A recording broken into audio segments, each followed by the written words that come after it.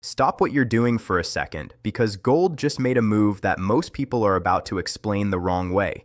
And if you own even a little gold, a mining stock, or any silver at all, you need to understand what really happened before you make your next move.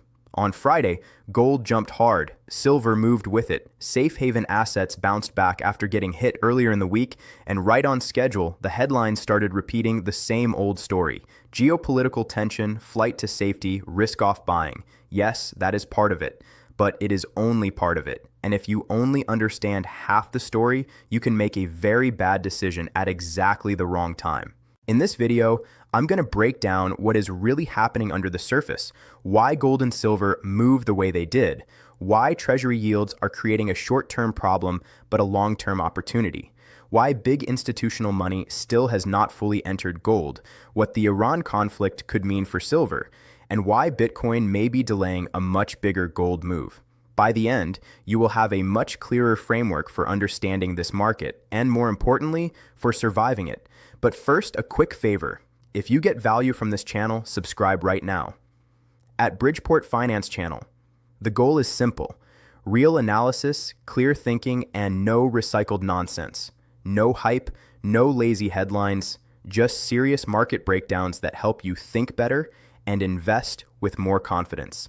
Now, let's get into it. Here is the first thing you need to understand. Friday's move was not just about fear. It was not just about Iran. It was not just classic safe haven buying. Something deeper is happening. Yes, geopolitical tension matters. When uncertainty rises, investors naturally move toward assets with no counterparty risk. Gold is the classic example. It is not someone else's promise. It is not dependent on a company, a bank, or a government. It simply exists. So yes, part of the move was normal safe haven behavior. But here is where it gets interesting. The same conflict that is pushing money into gold is also pushing expectations toward tighter policy, higher inflation pressure, and higher rates. That is the contradiction, and most investors are missing it completely. A few months ago, the market was focused on rate cuts. Everyone was asking when the Fed would cut, how many cuts were coming, and how much that would boost asset prices. Now the conversation has shifted. Supply disruptions, energy volatility, and rising inflation expectations are making investors think more seriously about higher rates or tighter financial conditions.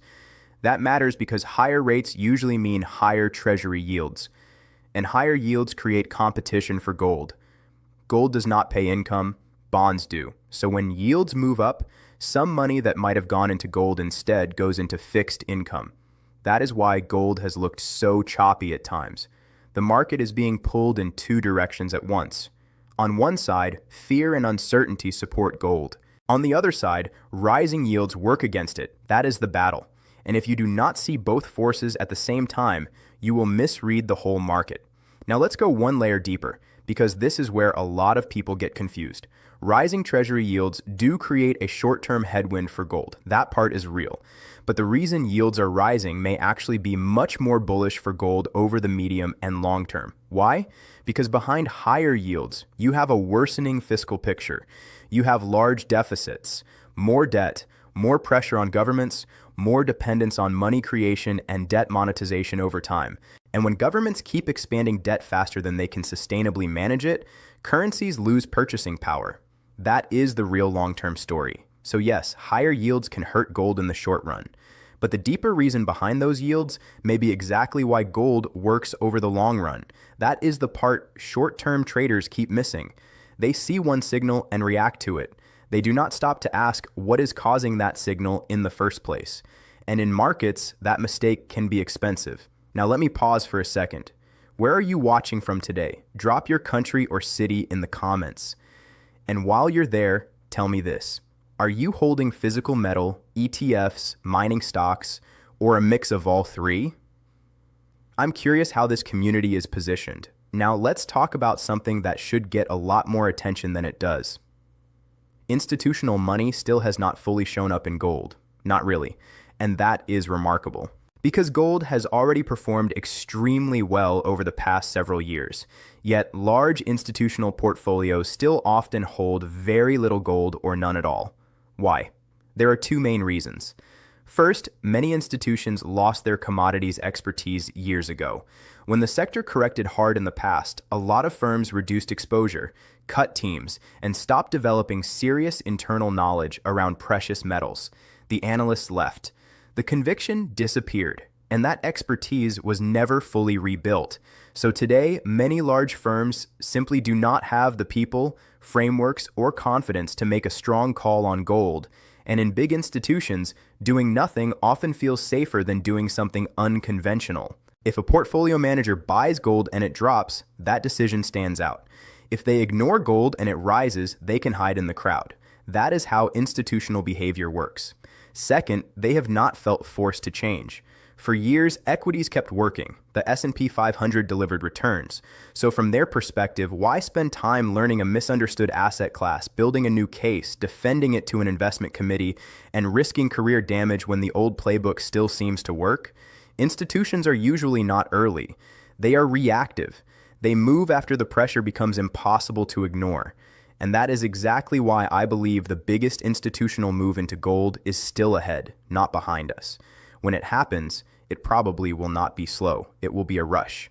Because once institutions feel they are late, they do not move like retail investors. They move in size. Pension funds, sovereign funds, large family offices, endowments, real money, big money. And when big money enters a relatively small market, price does not drift higher. It jumps. That is why I think the move many people are waiting for has not fully happened yet.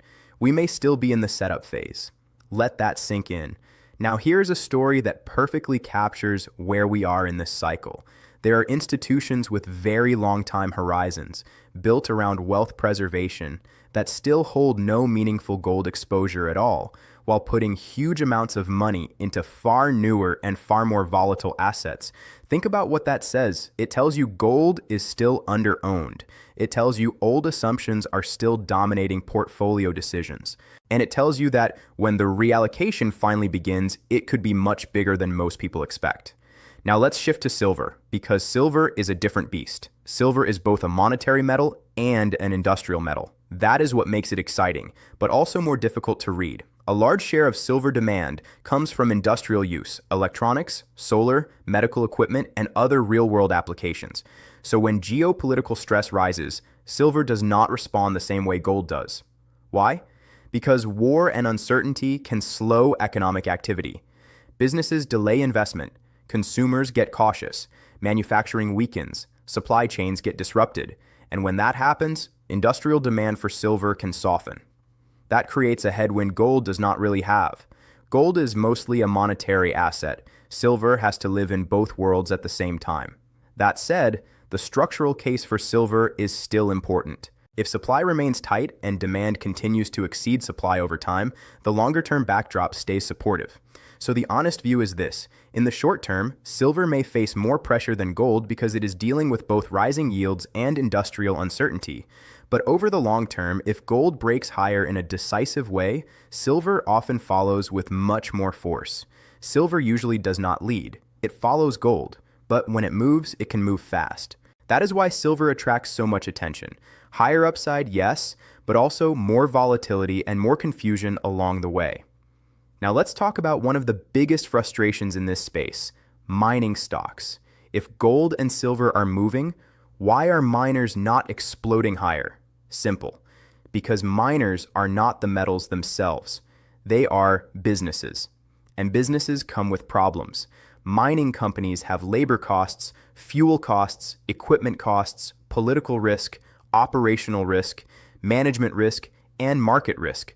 They are part commodity exposure, part company-specific execution, and part stock market psychology. So even when gold rises, miners can still disappoint, especially during broader risk-off periods when investors are selling equities across the board. And there is another factor people often overlook, energy. Mining is energy intensive. When oil and fuel costs rise, margins can get squeezed. So in a tense geopolitical environment, the metal price may go up while miner costs also go up. That can cancel out some of the benefit. This is why miners are not automatic leverage on gold. Sometimes they outperform. Sometimes they lag badly. So you need to be clear about what you actually want. If you want direct exposure to the metal, buy the metal or use a gold ETF. If you want operating leverage and you are willing to take on more risk, then miners can make sense. Just do not confuse the two. Now let's get to the psychological part because this may be the most important section of the whole video. This market is designed to make you uncomfortable. Gold drops on rising yields, then it jumps on safe haven buying, then silver lags, then miners sell off, then sentiment flips again. The narrative changes every few days. That is not an accident. Volatility exists to test conviction. Conflicting signals exist to shake people out. Rapid reversals create emotional pressure, and emotional pressure causes weak positioning to fail. That is how markets clear people out before the bigger move. So if you feel uncertain right now, that does not automatically mean you are wrong. It may simply mean you are experiencing the exact pressure this market is designed to create. And that is why process matters more than prediction. You do not get paid for certainty. You get paid for discipline. Nobody knows exactly what gold or silver will do next week. Nobody knows the exact path. Nobody knows whether the next big move starts tomorrow or after one uglier pullback. But you can control your process. You can control position sizing. You can control your entries. You can control your risk management. You can control whether you panic or stay consistent. That is what separates investors who survive this market from those who get destroyed by it. So ask yourself a real question. What is your plan? If gold drops sharply, what do you do? If it breaks higher, what do you do? If silver suddenly spikes, are you trimming, holding, or adding? You need to know that before the market forces the question on you. Because in real time, emotion moves much faster than logic, and people who have not thought things through in advance usually make the worst decisions at the worst moments. So tell me in the comments, what is your plan?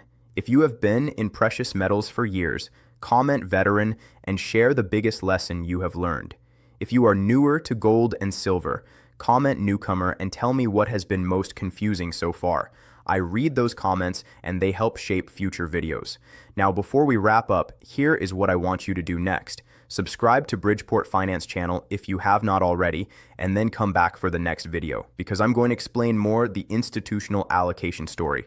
I want to break down how much capital is still sitting on the sidelines and what happens to gold if even a small percentage of institutional money starts moving into the sector. That is the story I believe matters most. Let me leave you with one final thought. Gold is not necessarily becoming expensive. In many ways, currency is becoming cheaper. When it takes more dollars to buy the same ounce of gold, that is not always a sign that gold changed. Sometimes it is the measuring stick that changed. And that is the bigger message this market may be sending right now. Governments are spending heavily. Debt loads are rising. Central banks are facing impossible trade-offs. Purchasing power is under pressure, and gold remains one of the clearest mirrors for that reality. So when you see volatility, zoom out. When you see silver swinging wildly, zoom out. When you see miners behaving badly, zoom out. Remember what you own. Remember why you own it. And remember that the people selling in fear today are often the same people buying back later at much higher prices. In precious metals, the biggest rewards usually go to the people who can handle the most discomfort before the crowd arrives. That is the price of admission. The question is whether you are prepared to pay it. If you are already ahead of most investors. Thank you for subscribing, and if you have not subscribed, please do so. See you in the next video.